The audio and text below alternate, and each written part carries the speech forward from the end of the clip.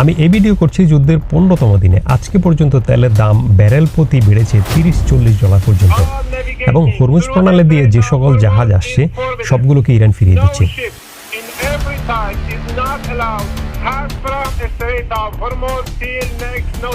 কাতার কিন্তু পৃথিবীর দ্বিতীয় বৃহত্তম গ্যাস প্রডিউস করে, এবং পৃথিবীর 20%-এর বেশি গ্যাস এই হরমুজ প্রণালী দিয়ে বের হয় কাতার থেকে।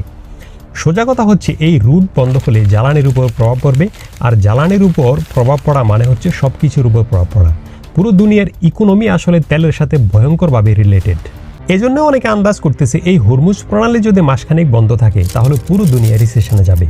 এই আন্দাজ কতটুকু সত্য হয় জানি না, তবে এর কাছাকাছি কিছু একটা হবে।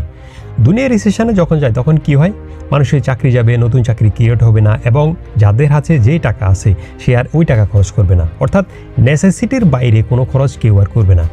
ইন্টারেস্টিং বিষয় হচ্ছে, ইরান দেশের যে ইনকাম তারও নিয়ার অ্যাবাউট 80-90% আসে এই হরমুজ প্রণালী হয়ে।